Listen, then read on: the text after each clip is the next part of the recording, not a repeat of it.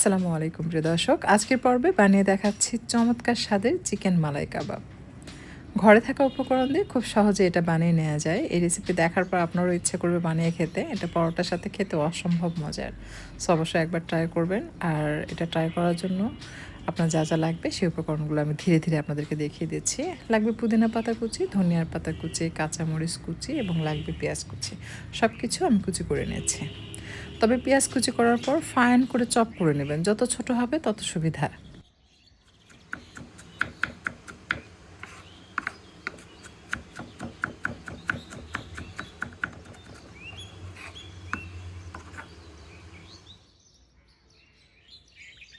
নিয়ে নিচ্ছি মুরগির মাংস। হাড় ছাড়া মুরগির বুকের দুটো পার্ট আমি এখানে ব্যবহার করছি। কেউ চাইলে গরুর মাংস দিয়েও কিন্তু এই রেসিপিটি বানাতে পারবেন। গরুর মাংস বলেন আর মুরগির মাংস বলেন, যেটা দিয়ে বানান না কেন খেতে কিন্তু ভীষণ ভালো লাগে। আমাদের বাঙালি পরিবারে বাসায় গেস্ট আসলে সবসময় ওই একই রান্না, চিকেন রোস্ট, সাদা পোলাও, কোরমা, বিরিয়ানি। এগুলো থেকে বেরিয়ে এসে নতুন কিছু ট্রাই করতে চাইলে কিন্তু আপনি এই রেসিপিটি ট্রাই করতে পারেন। যদি মেহমানকে খাওয়ান, প্রশংসা তো করবেই, 10 বাড়িতে দাওয়াত খেয়ে এটাও বলবে যে অমুকের বাসায় এটা খেয়েছিলাম, এখনও স্বাদ মুখে লেগে আছে। কারণ এই রান্নাগুলো কিন্তু সবাই করে না। মুরগির মাংস খুব ভালোভাবে কিমা করে নিতে হবে। আর তাতে অ্যাড করতে হবে পেঁয়াজ কুচি, ধনিয়ার পাতা কুচি, পুদিনা পাতা কুচি। প্রথমে দিয়ে দিচ্ছি ঘি 1 টেবিল চামচ। আর সেই সাথে দিয়ে দিচ্ছি 1 চা চামচ জিরের গুঁড়া, 1 চা চামচ ধনিয়ার গুঁড়া, 1 চা চামচের একটু বেশি হবে গরম মশলা গুঁড়া দিয়েছি। আর সাথে দিয়ে দিচ্ছি 1/2 চা চামচ সাদা গোলমরিচের গুঁড়া এবং স্বাদমতো লবণ। এই পর্যায়ে আমি দিয়ে দিচ্ছি কাসুরি মেথি 1 চা চামচ ভর্তি করে দিয়েছি এবং আদা রসুন বাটা এটাও 1 চা চামচ উঁচু করে দিয়েছি। কাঁচামরিচ কুচি দিলাম, মাঝখান থেকে চিড়ে তারপর কুচি করে নেবেন, তা না হলে কিন্তু বেশি ঝাল হবে, অর্থাৎ তাতে নিচে পড়লে ঝাল লাগবে। আপনি যখন চিড়ে পাতলা পাতলা করে কুচি করবেন তখন কিন্তু সেটা ততটা ঝাল লাগে না, এবং ঝাল সব বেরিয়ে আসার কারণে আপনি যখন চিকেনের সাথে এটাকে মাখাবেন তখন ঝাল চিকেনের সাথে খুব সুন্দরভাবে মিশে যায়। চিকেন কিমার সাথে সমস্ত মশলাগুলো ভালোভাবে মেশানো হয়ে গেলে বাইন্ডিংয়ের জন্য এখানে আমি ব্যবহার করছি ব্রেড ক্রামস। পাউরুটির 2টো স্লাইস ব্লেন্ডারে নিয়ে গুঁড়ো করবেন। আমি যে ব্লেন্ডার এখানে ব্যবহার করেছি এটাতে ব্রেড ক্রাম্ব করা যায় না। এই ধরনের ব্লেন্ডার কে কে ইউজ করেন কমেন্ট করে লিখে জানাবেন।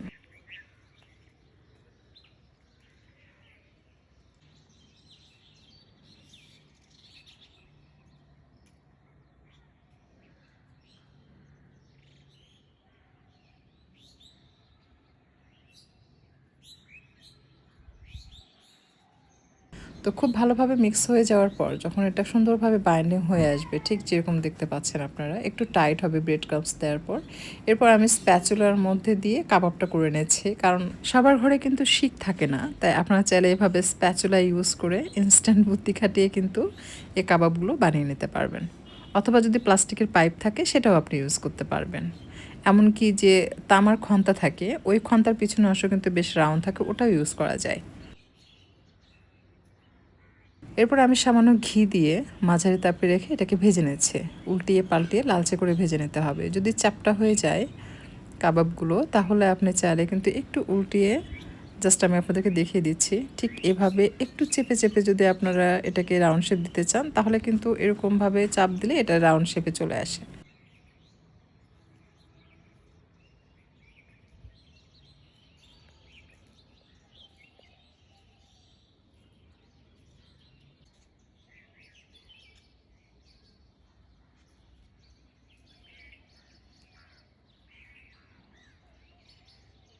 কয়লার স্মোকি ফ্লেভার দেওয়ার জন্য চুলায় কিন্তু আগে থেকে কয়লা জ্বালিয়ে সেটা বাটিতে নিয়েছি আর তাতে ঘি দিয়ে ঢাকনাতে ঢেকে দিলাম। এই ধোঁয়া শেষ না হয়ে যাওয়া পর্যন্ত আমি এভাবেই ঢেকে রাখবো। এতে করে এটার যে স্মোকি ফ্লেভার সেটা অনেক বেশি স্ট্রং থাকবে। এখানে আমি নিয়েছি ফ্রেশ ক্রিম 1 টিন, 175 গ্রামের মতো। তাতে দিয়ে দিচ্ছি টক দই। টক দই এখানে আছে 1/2 কাপ বা তার থেকে একটু বেশি হতে পারে। দিলাম সাদা গোলমরিচের গুঁড়া, সাথে দিয়েছি সাদা এলাচের গুঁড়া, সামান্য গরম মশলার গুঁড়া, সেই সাথে দিয়ে দিচ্ছি জিরার গুঁড়া, আর সবশেষে কাসুরি মেথি দিয়ে এটাকে খুব ভালোভাবে মিশিয়ে নিচ্ছে।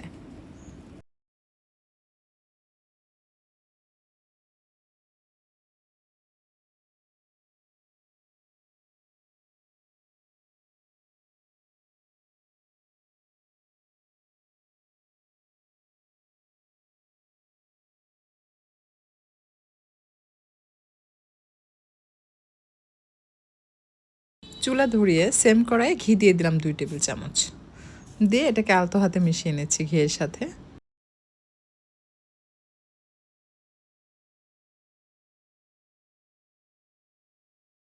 এরপর ক্রিমের মিশ্রণ দিয়ে এটাকে আলতো হাতে মিশিয়ে নিচ্ছে।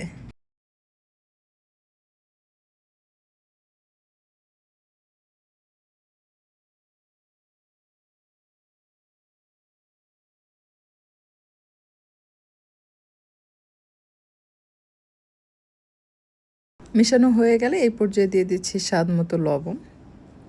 লবণটা কিন্তু পরিমাণে কম দিতে হবে, যদি বেশি হয় তাহলে কিন্তু খেয়ে মজা পাবেন না।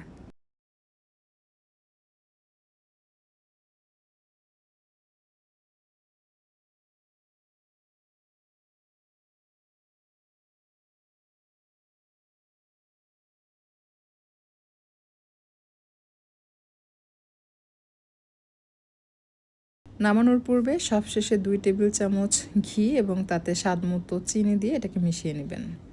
যেহেতু টক দই ব্যবহার করা হয়েছে, যদি একটু চিনি না দেন তাহলে কিন্তু টক লাগবে। আর ওপর দিয়ে ধনিয়ার পাতা কুচি দিয়ে গার্নিশ করছে।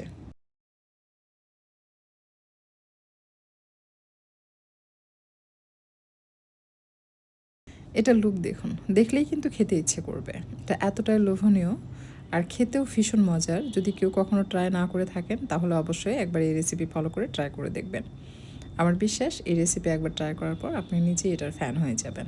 আজকে আর কথা বাড়াচ্ছি না, আপনাদের সকলের সুস্বাস্থ্য কামনা করে বিদায় নিচ্ছি। ভালো থাকবেন সবাই। আল্লাহ হাফেজ।